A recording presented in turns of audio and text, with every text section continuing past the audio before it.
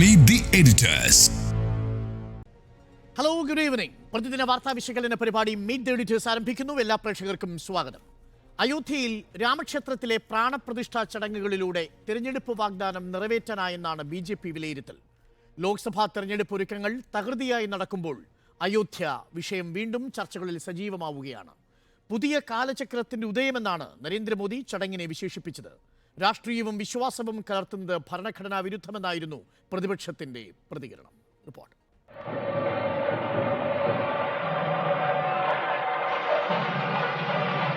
ലോക്സഭാ തെരഞ്ഞെടുപ്പ് പ്രഖ്യാപനം പടിവാതിലിൽ എത്തി നിൽക്കെയാണ് അയോധ്യ രാമക്ഷേത്രത്തിൽ പ്രാണപ്രതിഷ്ഠാ ചടങ്ങുകൾ നടന്നത്. മുഖ്യ യജമാനനായി പ്രധാനമന്ത്രിയുടെ നേതൃത്വത്തിലായിരുന്നു ചടങ്ങുകൾ. RSS മേധാവി മോഹൻ ഭാഗവത്, ഉത്തർപ്രദേശ് മുഖ്യമന്ത്രി Yogi Adityanath, governor Anandiben Patel, trust chairman Mahant Nityagopal Das എന്നിവരും ചടങ്ങിന് സാക്ഷിയായി. ഇതിഹാസം രചിച്ചെന്നും പുതിയ കാലചക്രത്തിന്റെ ഉദയമെന്നും ചടങ്ങിന് ശേഷം പ്രധാനമന്ത്രി പറഞ്ഞു. രാമൻ വിവാദമല്ല, സമാധാനമെന്നും നരേന്ദ്രമോദി. राम आग नहीं है, राम ऊर्जा है. राम विवाद नहीं, राम समाधान है. राम सिर्फ हमारे नहीं है, राम तो सबके हैं. राम वर्तमान नहीं, सिर्फ वर्तमान ही नहीं, राम अनंत काल है. രാമക്ഷേത്രം യാഥാർത്ഥ്യമായതോടെ എല്ലാ കലഹങ്ങളും അവസാനിപ്പിക്കണമെന്ന് RSS മേധാവി മോഹൻ ഭാഗവത് ആവശ്യപ്പെട്ടു. हमको भी सारे कलह को विदाई देनी पड़ेगी. छोटे छोटे परस्पर मत रहते हैं, छोटे छोटे विवाद रहते हैं, उसको लेकर लड़ाई करने की आदत छोड़ देनी पड़ेगी. രാമരാജ്യത്തിന്റെ തുടക്കമെന്ന യോഗി ആദിത്യനാഥ്. राम रमे हैं, पूरा राष्ट्र राममय है. ऐसा लगता है हम त्रेता युग में आ गए हैं. ചടങ്ങ് സർക്കാർ രാഷ്ട്രീയവൽക്കരിക്കുകയാണെന്ന് ആരോപിച്ച ഇന്ത്യ മുന്നണിയിലെ പാർട്ടികൾ പ്രാണപ്രതിഷ്ഠാ ചടങ്ങ് ബഹിഷ്കരിച്ചു. രാഷ്ട്രീയവും വിശ്വാസവും കൂട്ടിക്കലർത്തുന്നത് ഭരണഘടനാ വിരുദ്ധമെന്നാണ് പ്രതിപക്ഷത്തിന്റെ പ്രതികരണം. പശ്ചിമബംഗാളിൽ തൃണമൂൽ കോൺഗ്രസ് അധ്യക്ഷ മമതാ ബാനർജി സൗഹാർദ്ദ റാലി സംഘടിപ്പിച്ച് പ്രതിഷേധം അറിയിച്ചു.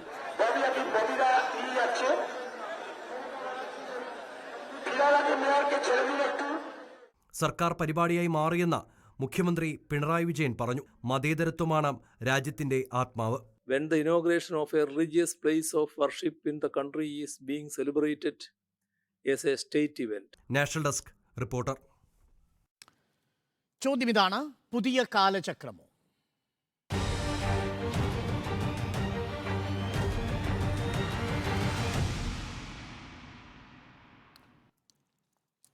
സുജയപർവതി, ഇന്നിപ്പോൾ പ്രധാനമന്ത്രിയുടെ പ്രസംഗത്തിൽ പറഞ്ഞ വളരെ പ്രധാനപ്പെട്ട ഒരു വാചകം, ഒരു പുതിയ കാലചക്രത്തിൻ്റെ ഉദയമാണ് ഈ പ്രാൺ പ്രതിഷ്ഠാ ദിനത്തിൽ നടന്നിരിക്കുന്നത് എന്നാണ്.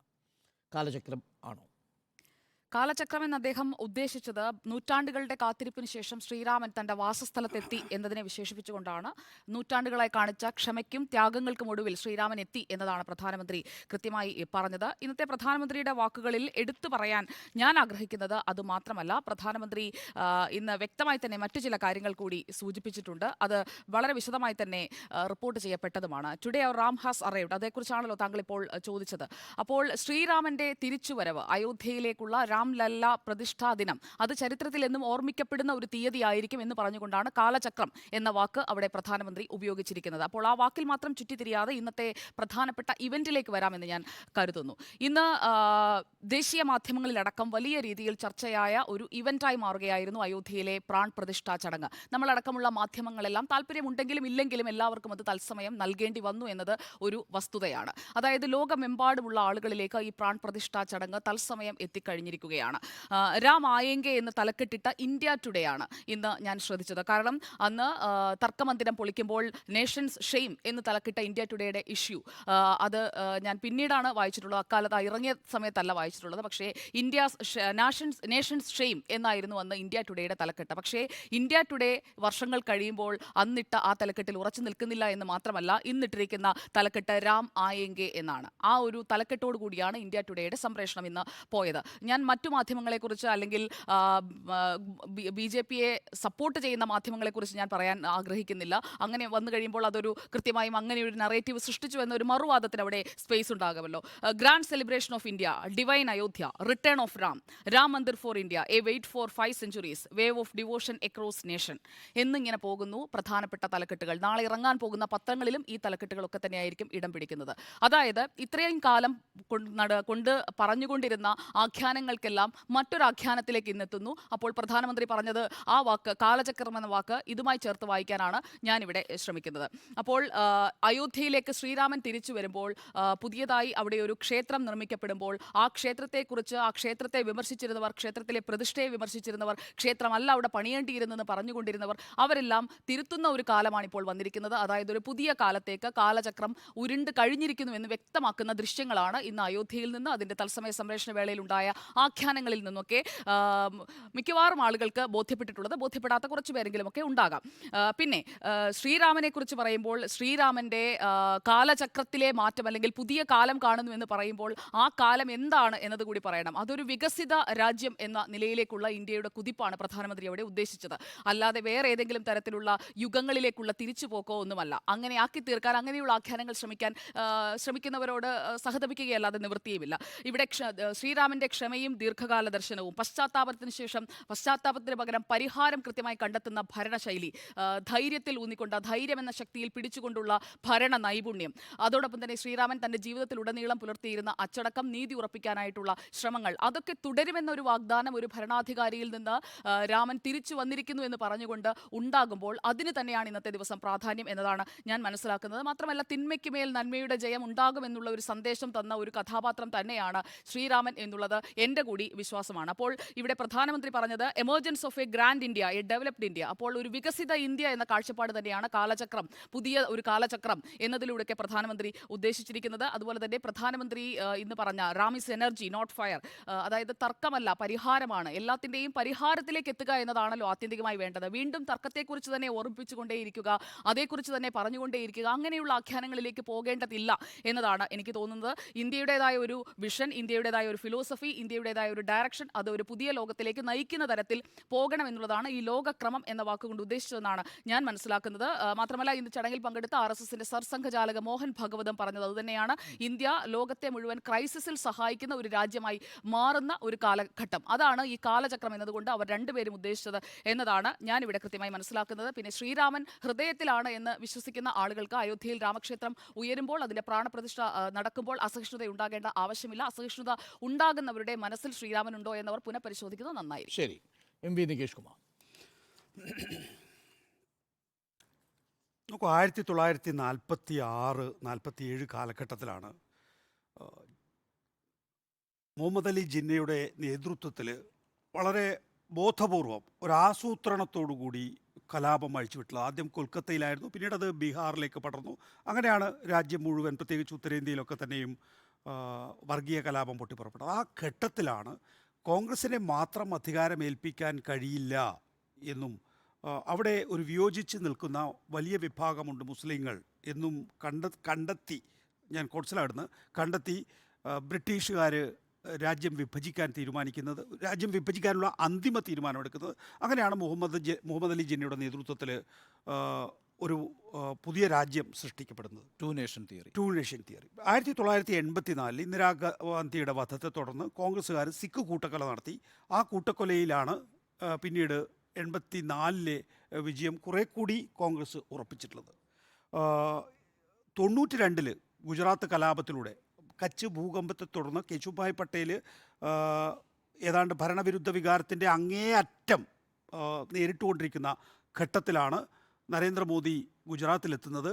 അവിടെ വർഗീയ ലഹളയുണ്ടാകുന്നത്. അതേ തുടർന്ന് ആ വർഗീയ ലഹള ശമിക്കുന്നതിന് മുമ്പ് തീ ആളിക്കത്തുന്ന ഘട്ടത്തിൽ തന്നെ തെരഞ്ഞെടുപ്പ് നടത്തുകയും അവിടെ തെരഞ്ഞെടുപ്പ് വിജയം നേടുകയും ചെയ്തിട്ടുള്ളത്. 1984 ലാൽകൃഷ്ണ അഡ്വാനി രാമജന്മഭൂമി മൂവ്മെൻറ്റിൻ്റെ നേതൃത്വം ഏറ്റെടുക്കുന്നത്. 86 അഡ്വാനി പ്രസിഡൻ്റാകുന്നത്, BJPയുടെ പ്രസിഡൻ്റാകുന്നത്. 90 അദ്ദേഹം രഥയാത്ര തുടങ്ങുന്നു. 92 ബാബറി മസ്ജിദ് തകർന്നു. പിന്നീട് BJPയുടെ വലിയ മുന്നേറ്റം നമ്മൾ കാണുന്നു. 2024 ജന്മഭൂമി എന്ന് പറയുന്ന ഇടത്ത് BJP ഒരു ക്ഷേത്രം നിർമ്മിച്ചുകൊണ്ട് വീണ്ടും 2024 ലോക്സഭാ തെരഞ്ഞെടുപ്പ് എന്ന് വെച്ചാൽ നമ്മുടെ ഒരു ചരിത്രം നോക്കിക്കഴിഞ്ഞാൽ രക്തം ചിന്തണം തെരഞ്ഞെടുപ്പ് വിജയങ്ങൾക്ക് എന്നുള്ള നിലയിലേക്ക് കാര്യങ്ങൾ എത്തുന്നു എന്നുള്ള ഭയാനകമായ സാഹചര്യത്തിലേക്കാണ് നമ്മൾ എത്തി നിൽക്കുന്നത്. അതിന് അന്യമതസ്ഥൻ്റെ ദേവാലയം തകർക്കുക, അതിൽ അന്യമതസ്ഥൻ്റെ രക്തം ചീന്തുക എന്നുള്ള നിലയിലേക്ക് വളരെ ഭയാനകമായ ഒരു രാഷ്ട്രീയ സാഹചര്യത്തിലാണ് നമ്മൾ നിൽക്കുന്നത്. അതിൽ നിന്ന് ഒട്ടും വ്യത്യസ്തമല്ല 2024 ഒരുങ്ങുന്ന BJP ഈ രാജ്യത്ത് ഉണ്ടാക്കിക്കൊണ്ടിരിക്കുന്ന അന്തരീക്ഷം എന്നുള്ളത് പറയാതെ വയ്യ എന്നുള്ളതാണ്. നോക്കൂ, ഇന്നിപ്പോൾ പ്രതീക്ഷിച്ചതുപോലെ തന്നെ നമ്മൾ കഴിഞ്ഞ ദിവസത്തെ ചർച്ചയിൽ ഞാൻ പറഞ്ഞിരുന്നു, നേരത്തെ സുജിയെ ചൂണ്ടിക്കാണിച്ച പോലെ തന്നെ എല്ലാ ടെലിവിഷൻ സ്ക്രീനുകളിലും നരേന്ദ്രമോദി മാത്രമാണ് ഉണ്ടാവുക എന്നുള്ളത്. ദൂരദർശനാണ് ഇന്ന് 40 4K ക്യാമറകൾ ഉപയോഗിച്ച് ഈ പ്രാണപ്രതിഷ്ഠാ ചടങ്ങിൻ്റെ തത്സമയ സംപ്രേഷണം ഏജൻസികൾക്ക് പോലും നൽകിയത്. PTIയും ANAയും അടക്കമുള്ള ഏജൻസികൾക്ക് പോലും നൽകിയത്. അതൊക്കെ നല്ല വ്യക്തതയുണ്ട്. കാരണം നമ്മളിപ്പോൾ 5 പേര് നിൽക്കുന്നു, ഗർഭഗൃഹത്തിലും 5 പേരുണ്ട്. എൻ്റെ മുഖത്ത് മാത്രം ഉണ്ടാകണമെങ്കിൽ എനിക്കൊരു സ്പെഷ്യൽ ഇൻസ്ട്രക്ഷൻ കൊടുക്കണം ഈ ക്യാമറകളോട്. അപ്പോൾ അത് കൊടുക്കാൻ കഴിയുക ANAയോടും PTIയോടും അല്ല. ANAയോട് സാധിക്കുമായിരുന്നു, മുഖ്യ യജമാനാണ്. എങ്കിൽ പോലും എൻ്റെ മുഖം മതി, എൻ്റെ ഫുൾ ഫിഗർ മതി എന്ന് തീരുമാനിക്കണമെങ്കിൽ എനിക്ക് എൻ്റെ സ്റ്റേറ്റ് മീഡിയയോടെ പറയാൻ സാധിക്കൂ എന്നുള്ളതാണ്. അതാണ് ഇന്ന് സംഭവിച്ചിട്ടുള്ളത്. അപ്പോൾ നമ്മൾ എന്താണോ കരുതിയിരുന്നത് അതേ സ്ക്രിപ്റ്റ് തന്നെയാണ് യഥാർത്ഥത്തിൽ സൃഷ്ടിക്കപ്പെട്ടിട്ടുള്ളത് എന്നുള്ളതാണ്. നോക്ക്, ഈ രാമജന്മഭൂമി മൂവ്മെൻറ്റിൻ്റെ മുഖമാരൊക്കെയായിരുന്നു? ലാൽകൃഷ്ണ അഡ്വാനി, മുരളി മനോഹർ ജോഷി, ഉമാഭാരതി. ഇവർ ആരുടെയെങ്കിലും മുഖം നമ്മൾ ഇന്ന് എവിടെയെങ്കിലും കണ്ടോ? ഉണ്ടായിരുന്നില്ല. അപ്പോൾ ഇത് 2024 എന്നുള്ളതും പുതിയ യുഗം BJPക്ക് വേണ്ടിയാണ് എന്നുള്ളതാണ്. 1990കളിൽ LK അഡ്വാനി വെക്കുമ്പോൾ LK അഡ്വാനിയായിരുന്നു നേതൃത്വത്തിൽ. 2024 ലോക്സഭാ തെരഞ്ഞെടുപ്പിന് മുമ്പ് പ്രാണപ്രതിഷ്ഠ നടത്തുമ്പോൾ നരേന്ദ്രമോദിയാണ് മുഖം എന്നുള്ളത്, അല്ലെങ്കിൽ മോഹൻ ഭാഗവതാണ് മുഖം എന്നുള്ളതുകൊണ്ട് അവരുടെ മാത്രം പ്രസൻസ് ഉറപ്പുവരുത്തുന്നു എന്നുള്ളതാണ്. വളരെ കൃത്യമായും ആസൂത്രണത്തോടും കൂടിയാണ് ഇന്ന് പ്രാണപ്രതിഷ്ഠ നടത്തിയിട്ടുള്ളത് എന്നുള്ളതാണ്. ആശങ്കപ്പെടുന്നതെന്ന് വെച്ചാൽ അക്രമത്തിൻ്റെ മാർഗത്തിലൂടെ, പരസ്പര വിദ്വേഷത്തിൻ്റെ മാർഗത്തിലൂടെ ഒരു രാജ്യത്തെ പരമാവധി വിഭജിച്ചുകൊണ്ട്, അങ്ങനെ മാത്രമേ ഈ രാജ്യത്ത് ഈ ജനാധിപത്യ വ്യവസ്ഥയിൽ പോലും അധികാരത്തിലേക്ക് തിരിച്ചു വരാൻ കഴിയൂ എന്നുള്ള അപകടകരമായ സാഹചര്യത്തിലാണ് നമ്മൾ നിൽക്കുന്നത്. അംബേദ്കർ 1949 നവംബർ മാസം 25-ാം തീയതി ഭരണഘടനാ നിർമ്മാണ സഭയിൽ നടത്തിയ ഒരു പ്രസംഗമുണ്ട്. ആ പ്രസംഗത്തിൽ അദ്ദേഹം പറയുന്നത് നമ്മുടെ പഴയ ശത്രുക്കൾ പുതിയ രൂപത്തിൽ വന്നേക്കാം എന്നതാണ്. അവർ വിവിധ രാഷ്ട്രീയ പാർട്ടികളായി ജാതിയുടെയും മതത്തിൻ്റെയും ഒക്കെ അടിസ്ഥാനത്തിൽ രൂപീകരിക്കപ്പെട്ടവരാണ്. അവർ തമ്മിൽ രാഷ്ട്രീയ പോരാട്ടങ്ങളുണ്ടാകും. പക്ഷേ യഥാർത്ഥത്തിലുള്ള പ്രശ്നം അവർ വിശ്വാസത്തെ രാഷ്ട്രത്തിന് മുകളിൽ പ്രതിഷ്ഠിക്കുമോ അതല്ല രാഷ്ട്രത്തെ അവരുടെ വിശ്വാസത്തിന് മുകളിൽ പ്രതിഷ്ഠിക്കുമോ എന്നുള്ളതാണ്. ഒരു കാര്യം വ്യക്തമായി പറയാം എന്ന് പറഞ്ഞ് അംബേദ്കർ പറയുന്നത്, അവരുടെ വിശ്വാസമാണ് രാഷ്ട്രത്തിന് മുകളിൽ പ്രതിഷ്ഠിക്കുന്നതെങ്കിൽ തീർച്ചയായും നമുക്ക് സ്വാതന്ത്ര്യം നഷ്ടപ്പെടും എന്ന് തന്നെയാണ്. ഇന്ന് യഥാർത്ഥത്തിൽ സംഭവിച്ചിരിക്കുന്നത് നാഷണൽ കോൺഷ്യസ് ആണ് ശ്രീരാമൻ എന്ന് പറയുന്നതിലൂടെ പ്രധാനമന്ത്രി രാഷ്ട്രത്തിന് മുകളിൽ വിശ്വാസത്തെ പ്രതിഷ്ഠിച്ചിരിക്കുന്ന ഒരു സാഹചര്യമാണ്. അപ്പോൾ പുതിയ കാലചക്രത്തിൻ്റെ ഉദയമോ എന്ന് ചോദിച്ചാൽ തീർച്ചയായും അതൊരു പുതിയ കാലചക്രത്തിൻ്റെ ഉദയമാണ്. ആ കാലചക്രത്തിൻ്റെ ഉദയത്തിൻ്റെ പ്രത്യേകത മതവും രാഷ്ട്രവും തമ്മിലുള്ള അതിർവരമ്പ് അപ്രത്യക്ഷമാവുകയും ഹിന്ദുത്വ രാഷ്ട്രം അതിൻ്റെ പ്രതിഷ്ഠ നിർവഹിച്ചിരിക്കുകയും ചെയ്തിരിക്കുന്നു എന്നതാണ്. മതേതരത്വത്തെക്കുറിച്ച് ഇന്ത്യയിലെ മതേതരത്വത്തെക്കുറിച്ച് പഠിച്ച രാജീവ് ഭാർഗവ പറയുന്ന രസകരമായൊരു നിരീക്ഷണമുണ്ട്. ഇത് അമേരിക്കയുടേതോ ഫ്രാൻസിൻ്റെയോ പോലെയുള്ള മതേതരത്വമല്ല നമ്മുടേത്. പൂർണ്ണമായും മതവും രാഷ്ട്രീയവും തമ്മിൽ വേർപെട്ട് നിൽക്കുന്ന ഒന്നല്ല. അത് തത്വാധിഷ്ഠിതമായ അകലം സൂക്ഷിക്കുന്നു രാഷ്ട്രം. എവിടെ നിന്ന്? മതത്തിൽ നിന്ന്, മതാചാരങ്ങളിൽ നിന്ന്. എന്താണ് ഈ തത്വാചാരം? വ്യക്തിയുടെ അവകാശത്തെ ഹനിക്കുന്ന ഘട്ടങ്ങളിൽ മാത്രമേ മതത്തിൻ്റെ കാര്യത്തിൽ രാഷ്ട്രം ഇടപെടുകയുള്ളൂ. നമ്മുടെ മുന്നിൽ ഒട്ടനേകം സാഹചര്യങ്ങളുണ്ട്. അയിത്തം അവസാനിപ്പിക്കാൻ മതപരമായ ചടങ്ങുകളിൽ ഇടപെടുന്നത്, ക്ഷേത്രപ്രവേശനത്തിൽ സ്റ്റേറ്റ് ഇടപെടുന്നത്, വ്യക്തിയുടെ അന്തസ്സിനെ ഹനിക്കുന്ന ഘട്ടത്തിലെല്ലാം മതത്തിൻ്റെ കാര്യങ്ങളിൽ ഇടപെട്ടുകൊണ്ടിരുന്ന സ്റ്റേറ്റാണ് ഇന്നിപ്പോൾ അത്തരമൊരു തത്വാധിഷ്ഠിതമായ അകലം എന്നുള്ളത് മറന്ന് ഒരു പുതിയ തത്വം തന്നെ ക്രിയേറ്റ് ചെയ്തിരിക്കുന്നത്. മതം ആ രാഷ്ട്രത്തിന് മുകളിൽ പ്രതിഷ്ഠിക്കുന്ന സാഹചര്യമായി മാറുന്നത്. ഇതാണ് മതേതരത്വത്തെ ദുർബലപ്പെടുത്തുന്ന നിലപാട് എന്നുള്ളത്. ഇതാണ് അത്യന്തം ഭീതിതമായൊരവസ്ഥ. പുതിയ കാലചക്രം എന്ന് പറയുന്നത് താത്വികമായ അകലം പാലിക്കുന്ന സ്റ്റേറ്റ് ആയിരിക്കില്ല, അകലമേ ഇല്ലാത്ത സ്റ്റേറ്റ് ആയിരിക്കും, അകലമേ ഇല്ലാത്ത രാഷ്ട്രമായിരിക്കും എന്നതാണ് പുതിയ കാലചക്രത്തിൻ്റെ മോദി സൂചിപ്പിക്കുന്ന പുതിയ കാലചക്രത്തിൻ്റെ ഉദയത്തിൻ്റെ രാഷ്ട്രീയ പ്രത്യേകത. ഇന്ന് നരേന്ദ്രമോദി പറഞ്ഞ ഒട്ടേറെ വാചകങ്ങളുണ്ട്. യഥാർത്ഥത്തിൽ എനിക്കൊക്കെ വലിയ ആശങ്കയുണ്ട്, വ്യക്തിപരമായ ആശങ്ക എന്നുള്ളത് ഏതെങ്കിലും തരത്തിൽ എൻ്റെ നാളെകൾ ഇല്ലാതാകും എന്നുള്ളത് കൊണ്ടല്ല, വരും തലമുറയുടെ കാലം എങ്ങനെയായിരിക്കും എന്നുള്ളത്.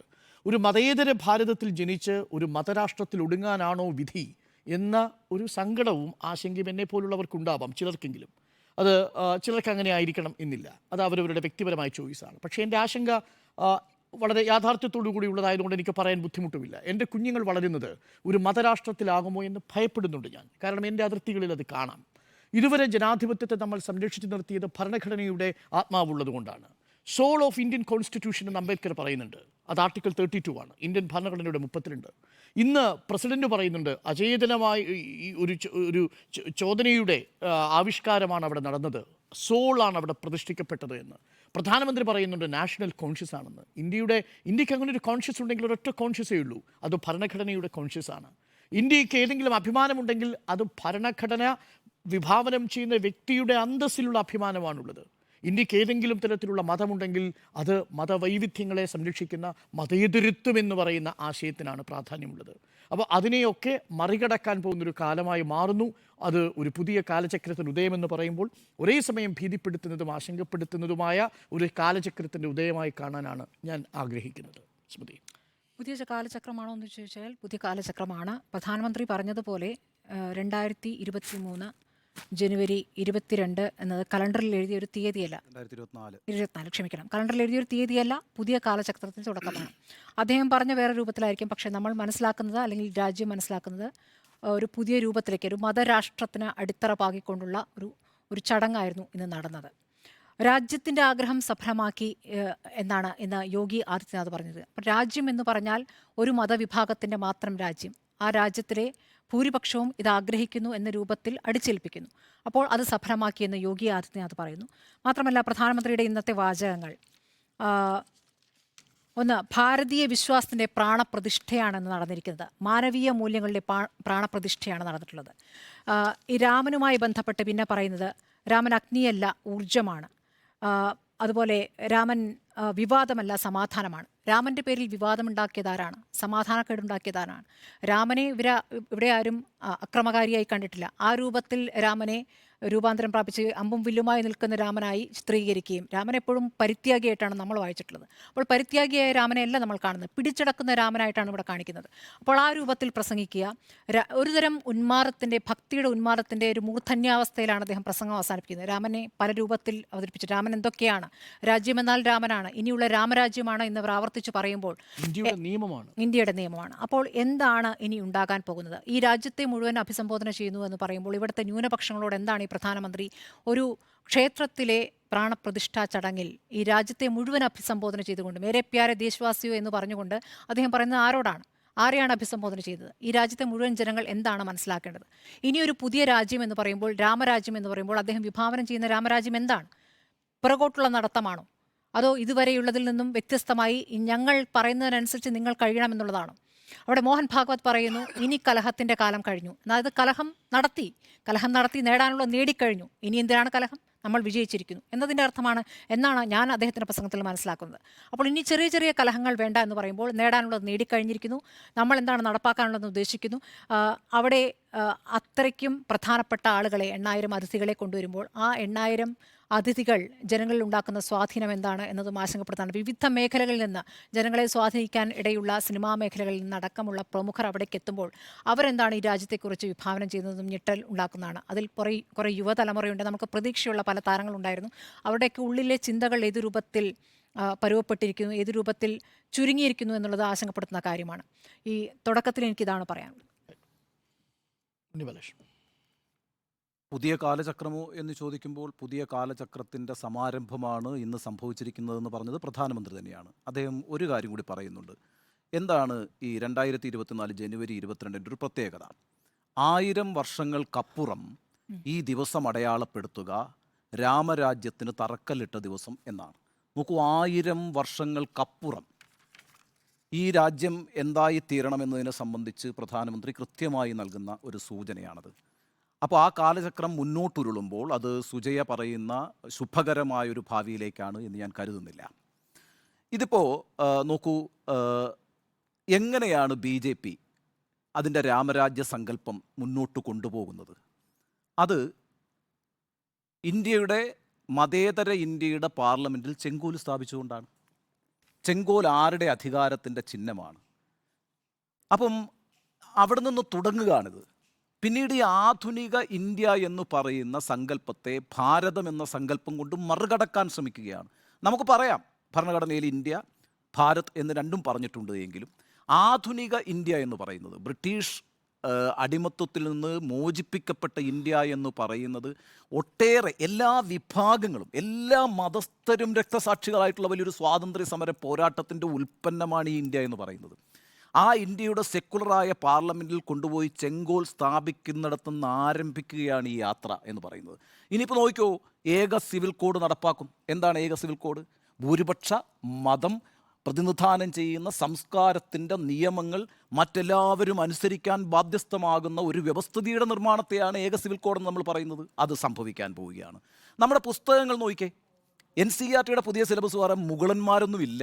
ഇനിയിപ്പോൾ വരുന്ന ഒരു 100 വർഷത്തിനപ്പുറം നമ്മൾ പഠിക്കാൻ പോകുന്ന ചരിത്രത്തിൽ ഈ പറയുന്ന മുഗളന്മാരും എക്സിസ്റ്റ് ചെയ്യത്തേയില്ല.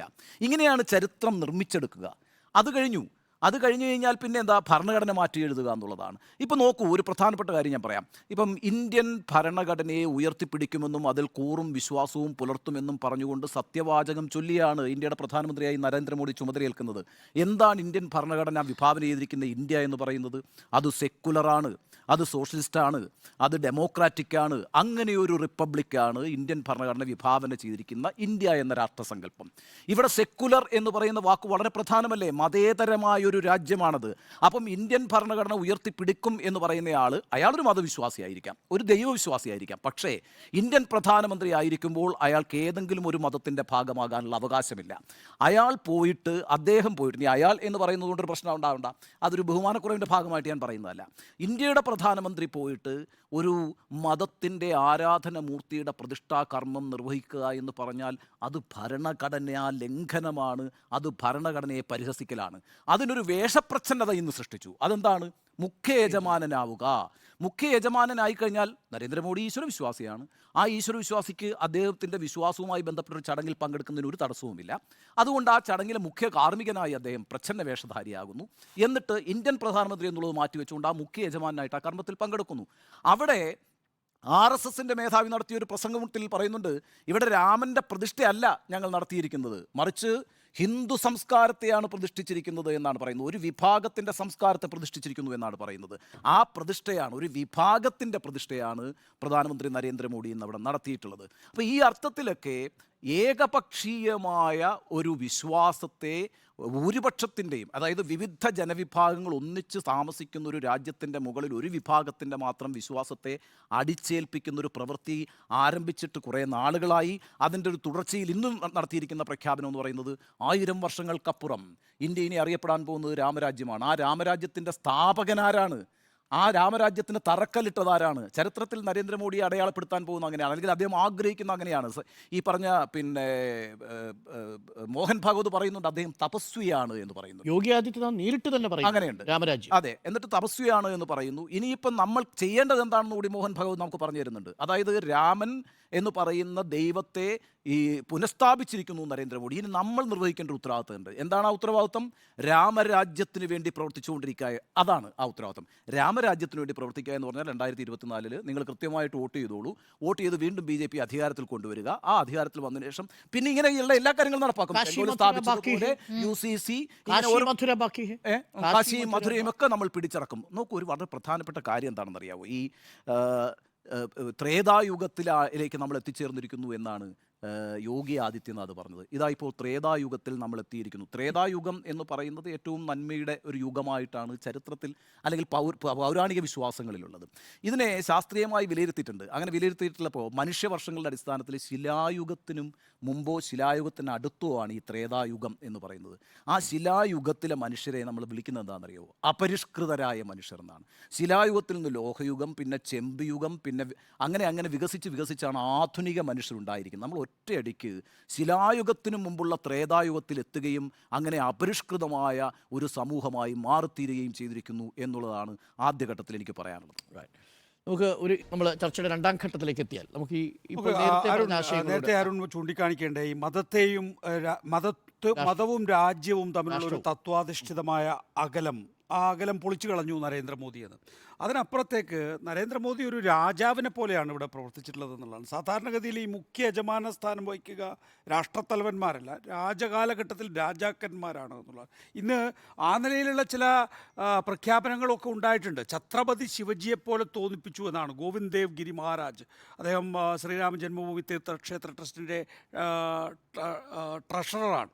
അപ്പോൾ ആ നിലയിലുള്ള ഒരു പെർസെപ്ഷൻ ഉണ്ടാക്കുന്നതിന് വേണ്ടി നരേന്ദ്രമോദി ബോധപൂർവം ശ്രമിച്ചിട്ടുണ്ട്, അല്ലെങ്കിൽ നരേന്ദ്രമോദി ആ നിലയിൽ പ്രതിഷ്ഠിക്കണമെന്നുള്ള കൃത്യമായ പദ്ധതിയുണ്ട് എന്നുള്ളതാണ്.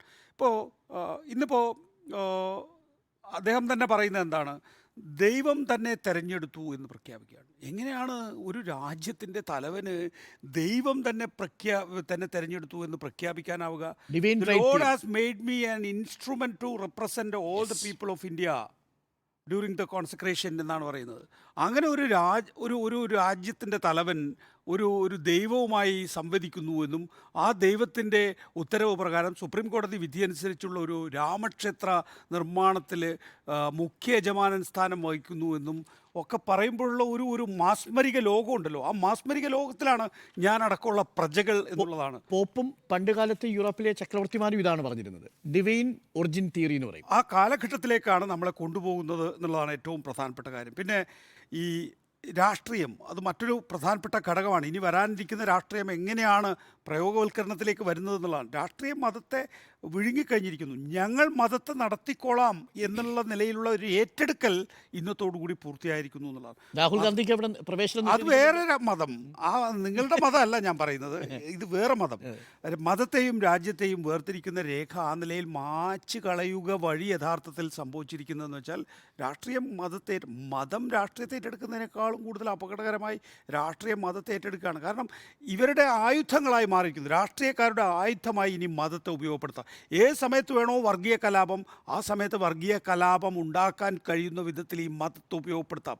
ഞാൻ നേരത്തെ 2002 ഗുജറാത്ത് കലാപത്തെക്കുറിച്ചല്ലേ പറഞ്ഞുള്ളൂ. 2014 നരേന്ദ്രമോദി പ്രധാനമന്ത്രിയാകാൻ വരുന്ന സമയത്ത് പശ്ചിമ ഉത്തർപ്രദേശിൽ വലിയ നിലയിൽ വർഗീയ കലാപം 72 സീറ്റുകളാണ് അന്ന് നേടിയത്. 1984 കിട്ടാത്ത സീറ്റാണ് യഥാർത്ഥത്തിൽ 2014 കിട്ടിയിട്ടുള്ളത് എന്നുള്ളതാണ്. അപ്പോൾ ആ തത്വാധിഷ്ഠിതമായ അകലമെന്ന് മാത്രമല്ല, ആ മതത്തെ പൂർണ്ണമായും രാഷ്ട്രീയം ഏറ്റെടുക്കുന്ന രീതിയിലേക്ക് കാര്യങ്ങൾ പുരോഗമിച്ചിരിക്കുന്നു. എനിക്കൊരു കാര്യം പറയണ്ടേ, ഇതിനകത്തൊരു കാര്യം പറയാനുള്ളത്, ഒരു കാര്യം കൂടി പറഞ്ഞിട്ട് ഞാൻ നിർത്താം. അതായത് ഇന്ന് പ്രധാനമന്ത്രി നരേന്ദ്രമോദി പ്രസംഗിക്കുമ്പോൾ പറയുന്നൊരു കാര്യമുണ്ട്. ഏറെക്കാലത്തെ ദീർഘകാലത്തെ നിയമ പോരാട്ടങ്ങളിലൂടെ ഉചിതമായ ഒരു ന്യായം നമ്മൾ നേടിയെടുത്തിരിക്കുന്നു എന്നാണ് പറയുന്നത്. ദീർഘകാലമായ നിയമ പോരാട്ടമാണോ രാമജന്മഭൂമിക്ക് വേണ്ടി ഇവിടെ നടന്നിട്ടുള്ളത്? എല്ലാ ഘട്ടത്തിലും ക്രിമിനൽ കുറ്റമാണ് നടത്തിയിട്ടുള്ളതെന്ന് സുപ്രീം കോടതി തന്നെ കണ്ടെത്തിയിട്ടുള്ള എത്രയെത്ര സംഭവങ്ങൾ രാമജന്മഭൂമിയുമായും ബന്ധപ്പെട്ട് നടന്നിട്ടുണ്ട്. 49-ൽ, അതെ, 84-ൽ, അതെ, 89-ൽ, 92-ൽ, അതെ. അങ്ങനെ വിവിധ ഘട്ടങ്ങളിൽ നമ്മുടെ രാജ്യത്തിൻ്റെ നിയമത്തെ വെല്ലുവിളിച്ചുകൊണ്ട് പലതരത്തിലുള്ള അട്ടിമറികളിലൂടെ ആയിരക്കണക്കിന് ആളുകളെ ബലി കൊടുത്തുകൊണ്ട് രക്തസാക്ഷികളാക്കിക്കൊണ്ടാണ് ഈ പറയുന്ന ക്ഷേത്രം അവിടെ നിർമ്മിക്കപ്പെട്ടിരിക്കുന്നത്. അതെല്ലാം ഒറ്റയടിക്ക് മറച്ചു വെക്കുന്ന ഒരു പ്രസ്താവം ഇന്ത്യയുടെ പ്രധാനമന്ത്രി നടത്തുകയാണ്. നമ്മൾ നിയമപോരാട്ടത്തിലൂടെ ഇതാ നേടിയെടുത്തിരിക്കുന്നു. അതൊരു അതായത് ഈ ഈ ബാബറി പള്ളി തകർത്ത് അവിടെ രാമക്ഷേത്രം നിർമ്മിക്കുന്നതിന് ഒരു നിയമസാധുതയുണ്ട് എന്ന് വരുത്തി തീർക്കുന്ന ഒരു പ്രസ്താവനയാണ്. അത് നമ്മൾ നേടിയെടുത്തിരിക്കുന്നു. അതിന് ഊഞ്ച ന്യായാലയം അല്ലേ, എന്താ വെച്ചാൽ സുപ്രീം കോടതി, ഏറ്റവും ഉന്നതമായ നീതിപീഠത്തിനെ അദ്ദേഹം അഭിനന്ദിക്കുകയൂടി ചെയ്യുന്നു. ഇന്ത്യയുടെ പ്രധാനമന്ത്രി സുപ്രീം കോടതി അഭിനന്ദിക്കുകയാണ് ഇങ്ങനെ ഒരു വിധി പ്രസ്താവിച്ചതിന്. എത്ര സൂക്ഷ്മമായിട്ടാണ് ഈ കാര്യങ്ങൾ ആസൂത്രണം ചെയ്ത് പോകുന്നത് എന്ന് നോക്കൂ. അപ്പോൾ ആ അർത്ഥത്തിൽ ഇന്ന് അത് മാത്രമല്ല, മറ്റൊരു കാര്യം കൂടി പറയാം. ഇത് ഇന്ത്യയുടെ ഒരു ഉത്സവമായിട്ടാണ് ചിത്രീകരിക്കുന്നത്. നോക്കൂ, ഇന്ത്യയിലെ മുഴുവൻ ആളുകളും ഇതിൽ ആഹ്ലാദിച്ചുകൊണ്ടിരിക്കുന്നുവെന്നും സന്തോഷിച്ചുകൊണ്ടിരിക്കുന്നുവെന്നും ഇന്ത്യയിലെ മുഴുവൻ ജനതയും ഒറ്റക്കെട്ടായി ഇന്ത്യയുടെ സംസ്കാരം ഇതാ അവസാനം വിജയിച്ചിരിക്കുന്നുവെന്നും വെന്നിക്കൊടി പാറിച്ചിരിക്കുന്നു എന്നുള്ളൊരു മനോഭാവത്തിലേക്ക് എത്തിയിരിക്കുന്നുവെന്നും പറയുമ്പോൾ എത്ര പേരാണ് ഇതിൻ്റെ പങ്കുപറ്റുന്നത്, എത്ര പേരാണ് ഇതിനെ പിന്തുണയ്ക്കുന്നത്? അതെല്ലാം മറച്ചു വെക്കപ്പെട്ടിട്ട് ഇതൊരു ദേശീയോത്സവമാണെന്നും ഇതൊരു ദേശീയ വികാരമാണെന്നും എല്ലാ മനുഷ്യരും ആഗ്രഹിച്ചിരുന്ന ഒരു കാര്യം ഇതാ അവസാനം ഇന്ത്യയിലെ എല്ലാവരും എല്ലാവരും ആഗ്രഹിച്ചത് ഒരു കാര്യം അവസാനം ഇതാ ആ ലക്ഷ്യം പൂർത്തീകരിക്കപ്പെട്ടിരിക്കുന്നു എന്ന് പറയുമ്പോൾ എത്ര പേരാണ് ഇന്ത്യയിൽ ഇതിൽ ആഹ്ലാദിക്കുന്നവർ? എന്താണ് യഥാർത്ഥത്തിൽ നോക്കൂ, ഒരു കണക്ക് പറഞ്ഞാൽ ഇത് അവസാനിപ്പിച്ചേക്കാം. 2019 ലോക്സഭാ തെരഞ്ഞെടുപ്പിൽ BJPയുടെ വോട്ടെന്ന് പറയുന്നത്, വോട്ട് ശതമാനം എന്ന് പറയുന്നത് 37%. 37% എന്ന് പറയുമ്പോൾ 63% ആളുകൾ BJPയുടെ അജണ്ടയിൽ വിശ്വസിക്കുന്നില്ല. BJP എന്ന രാഷ്ട്രീയ പ്രസ്ഥാനം രൂപപ്പെട്ടതിന് ശേഷം കഴിഞ്ഞ 4-4.5 പതിറ്റാണ്ട് കാലമായിട്ട് ഒറ്റ അജണ്ട അവർക്കുള്ളൂ. അത് രാമജന്മഭൂമിയും അവരുടെ ബിംബം എന്ന് പറയുന്നത് ശ്രീരാമനുമാണ്. അതിനെ ഈ 4.5 പതിറ്റാണ്ട് കാലം പ്രവർത്തിച്ചിട്ടും ഈ 63 പേരെ ആ ഫോൾഡിലേക്ക് കൊണ്ടുവരാൻ കഴിഞ്ഞിട്ടില്ല. കേരളത്തിൽ 84. ഇനി അത് മാത്രവുമല്ല, ഇന്ത്യയിൽ ഏറ്റവും വലിയ സമുദായം ഹിന്ദുക്കളാണെന്ന കാര്യത്തിൽ തർക്കമില്ലല്ലോ. 79.8% ഇന്ത്യയിൽ ഹിന്ദുക്കൾ. 80 എന്ന് വെച്ചോ. ഈ 80ന്റെ കണക്കെടുത്താൽ ഈ 80-ൽ 37 പേരാണ് BJPയുടെ ഈ വിശ്വാസത്തെ അംഗീകരിക്കുന്നത്. ബാക്കി 43 പേർ അംഗീകരിക്കുന്നില്ല.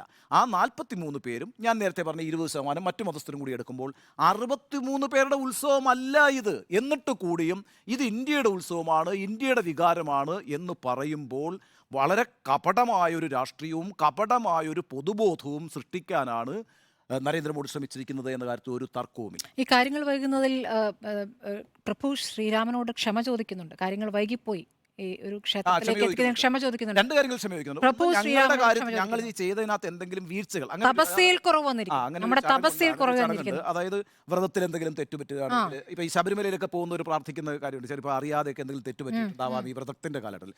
അതും അതിനോടൊപ്പം ഇത്രയും കാലം താമസിച്ചാണ് ഞങ്ങൾക്ക് ഈ പ്രതിഷ്ഠ നടത്താൻ കഴിഞ്ഞത്, അതിൽ മാപ്പ് അപേക്ഷിക്കുന്നു. ആ കുറവ് ഇപ്പോൾ പരിഹരിക്കപ്പെട്ടിരിക്കുന്നു. അപ്പോൾ രാമൻ ക്ഷമിക്കുമെന്ന് ഉറപ്പുണ്ട്. ഇതാണ് സ്ത്രീകളോട് ഇതുവരെ മാപ്പ് പറഞ്ഞു. ഇല്ല, രാമൻ ക്ഷമിക്കുമെന്ന് ഉറപ്പുണ്ട്. മാത്രമല്ല, ഈ കോടതിയുടെ കാര്യം പറയുന്നുണ്ടല്ലോ, കോടതിയോട് നന്ദി പറയുന്നുണ്ടല്ലോ.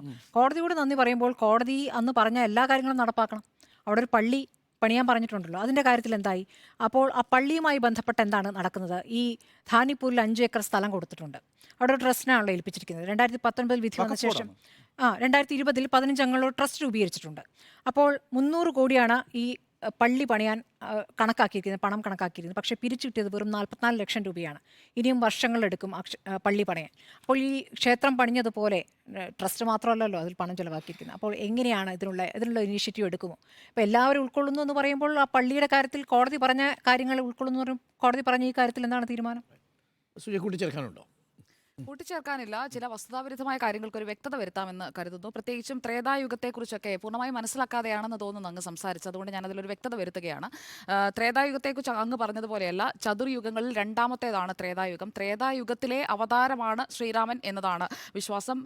3 അവതാരങ്ങൾ, മഹാവിഷ്ണുവിൻ്റെ 3 അവതാരങ്ങൾ, വാമനൻ, പരശുരാമൻ, ശ്രീരാമൻ. അപ്പോൾ ഈ ത്രേതായുഗത്തെക്കുറിച്ച് അവിടെ യോഗി ആദിത്യനാഥ് വെറുതെ റെഫർ ചെയ്തതല്ല. ത്രേതായുഗം എന്ന് പറയുന്ന ശിലായുഗം പോലെ അപരിഷ്കൃതമായ ഒരു കാലഘട്ടത്തെ സൂചിപ്പിക്കാനല്ല യോഗി ആദിത്യനാഥ് ത്രേതായുഗം എന്ന വാക്ക് അവിടെ ഉപയോഗിച്ചത്.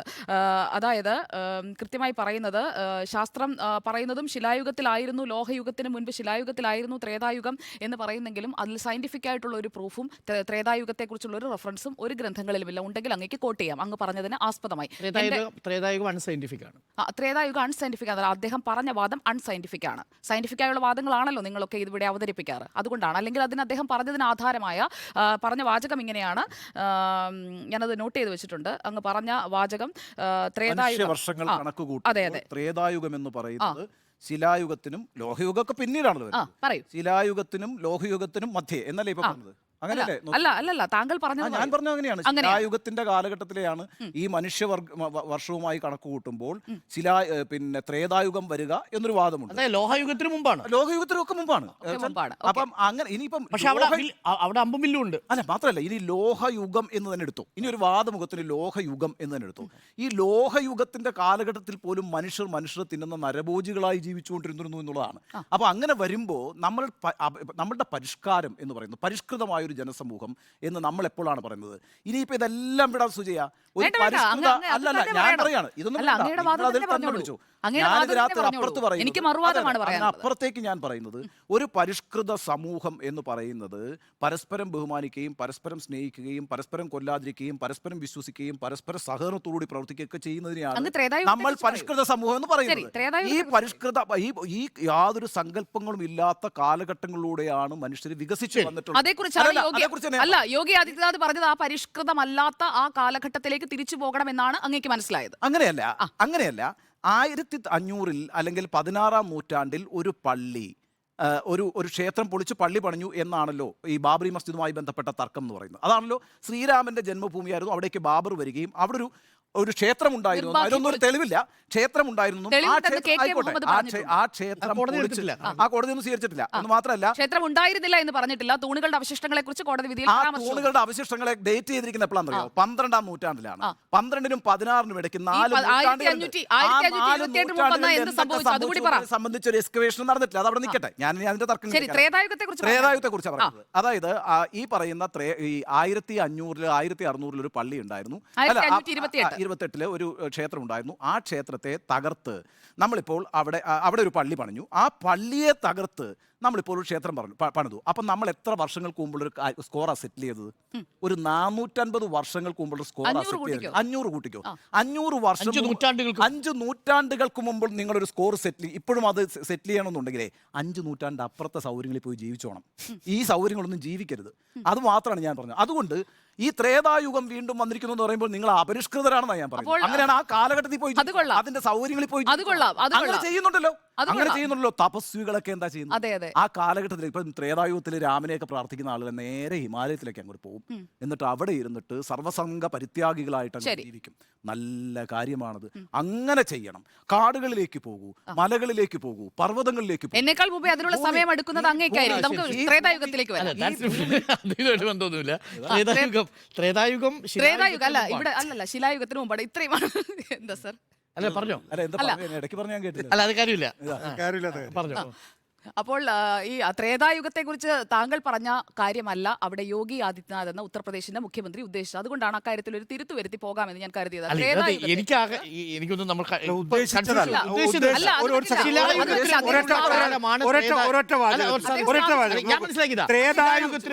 ത്രേതായുഗത്തിലേക്ക് തിരിച്ചുപോയി എന്നാണ് യോഗി ആദിത്യനാഥ് പറഞ്ഞത്. കാരണം ഞാൻ ത്രേതായുഗം എങ്ങനെയാണ് നമ്മൾ യുഗത്തിലേക്ക് second best of the 4 mythical slots of time എന്നുള്ളതല്ലേ? അത് ഏത് കാലഘട്ടം പറഞ്ഞാൽ മതി. അത് രണ്ടും നിങ്ങൾ തമ്മിലുള്ള തർക്കത്തിലേ ഉള്ളൂ. ഡോക്ടർ അരുൺ, ഞാൻ പറഞ്ഞ് പൂർത്തിയാക്കട്ടെ. വർണ്ണാശ്രമത്തെ കുറിച്ചൊക്കെ താങ്കൾ അത് കഴിഞ്ഞ് പറഞ്ഞോളൂ. അദ്ദേഹമായിട്ടുള്ള സ്കോർ ഒന്ന് ഞാൻ സെറ്റിൽ ചെയ്യട്ടെ. അല്ല, അദ്ദേഹമായിട്ടുള്ള സ്കോർ ഒന്ന് സെറ്റിൽ ചെയ്യട്ടെ.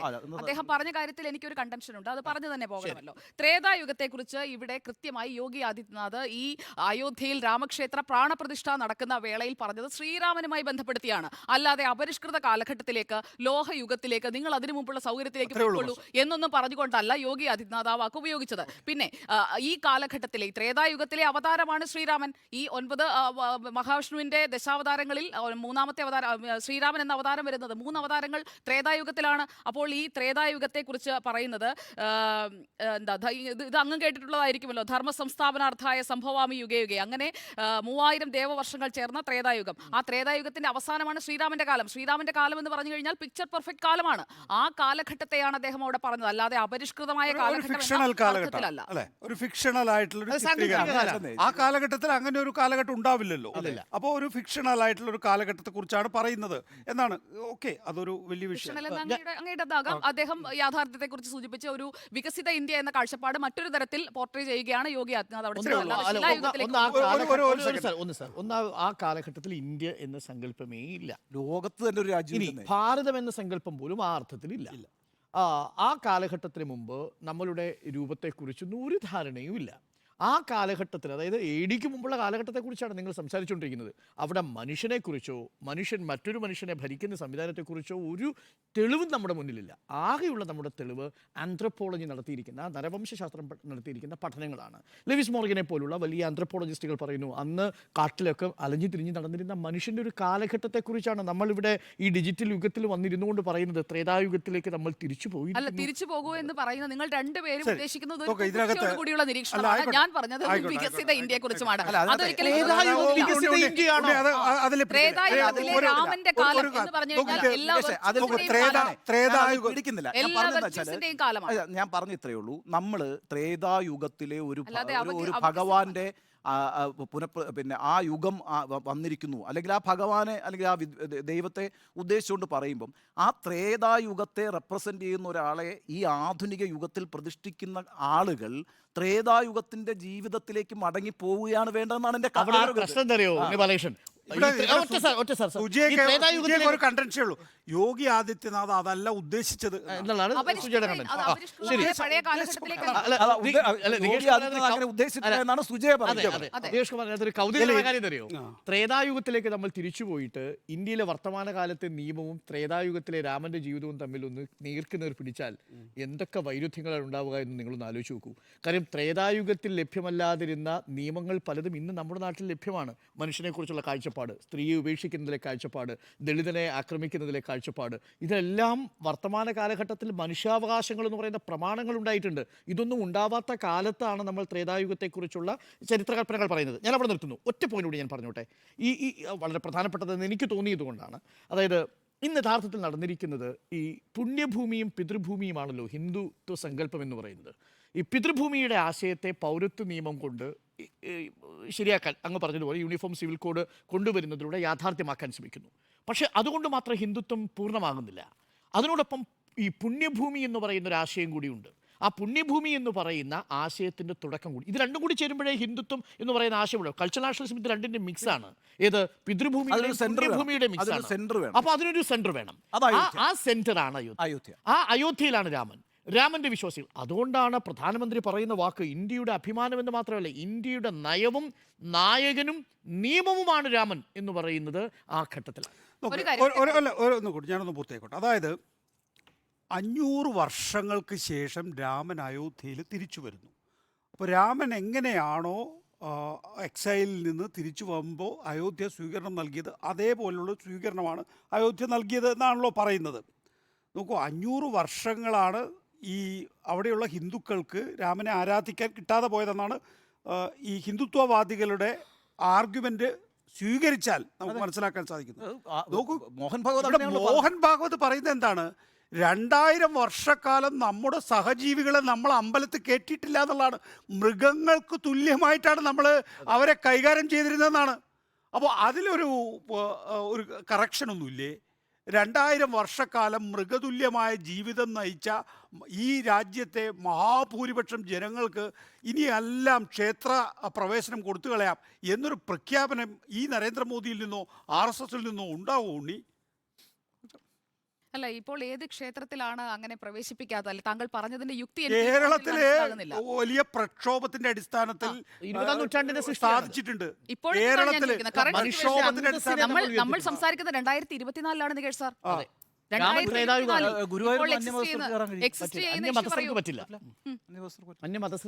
അല്ലല്ല, ഇന്ന് രാജ്യത്തിന്റെ വിവിധ ഭാഗങ്ങളിൽ ഇപ്പോഴും ഐറ്റം തുടരുന്നുണ്ട്. പിന്നെ പല ക്ഷേത്രങ്ങളിലും കയറാൻ കഴിയാതെ. സുജയ, നമ്മൾ കണ്ടൊരു വലിയ വിഷ്വലല്ലേ ഒരു തന്നെ മൂത്രം കുടിപ്പിക്കുന്നത്. അത് മാത്രമല്ല, അങ്ങനെ നമ്മൾ യാത്ര ചെയ്ത് പോയാൽ രാജസ്ഥാനിലെ കുട്ടിയില്ലേ ഇന്ദർകുമാർ മെഘ്വാൾ, വെള്ളമെടുത്ത് കുടിച്ചതിനാണ് തല്ലിക്കൊന്നത്. അപ്പം ഇന്ത്യയുടെ ഉൾഗ്രാമങ്ങളിലേക്ക് പോയാൽ ഈ പറയുന്ന എത്ര അകലത്തിലാണ് ദളിതൻ നിൽക്കപ്പെടുന്നത് എന്നുള്ളൊരു യാഥാർത്ഥ്യമുണ്ട്. നമ്മൾ ഈ പറയുന്ന ഈ കേരളത്തിൻ്റെയും അർബൻ സൗകര്യങ്ങളിൽ ഇരുന്നുകൊണ്ട് നമ്മൾ ഈ പറയുന്ന കാര്യങ്ങൾക്ക് അപ്പുറമാണ് ഇന്ത്യ എന്ന് പറയുന്നത്. നമ്മളല്ല പറയുന്നത്. മോഹൻ ഭാഗവത് ഇപ്പോഴത്തെ RSSന്റെ സർസംഘചാലകാണ് പറയുന്നത് 2000 വർഷക്കാലം നമ്മൾ മൃഗതുല്യമായ ജീവിതമാണ് ഇവർക്ക് കൊടുത്തതെന്ന്. അക്കാര്യത്തിൽ ഒരു കറക്ഷൻ ഉണ്ടാക്കിക്കൊണ്ടല്ല പറയുന്നത്. കറക്ഷൻ സാധ്യവുമല്ല എന്നുള്ളതാണ് അദ്ദേഹത്തിൻ്റെ വാദം. ശരി, അപ്പോൾ നമുക്ക് ചർച്ച ഇവിടെ അവസാനിപ്പിക്കാം എന്ന് തോന്നുന്നു. പുതിയ കാലചക്രമോ എന്നാണ് ചോദ്യം. വ്യത്യസ്ത കാഴ്ചപ്പാടുകളിൽ യെസ് എന്ന് 5 പേരും പറയുന്നു. പുതിയ കാലചക്രത്തിന്റെ ഉദയമാണ്.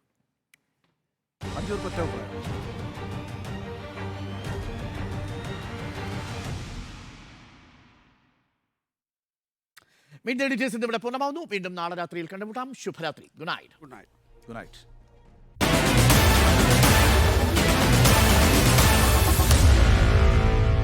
Meet the editors.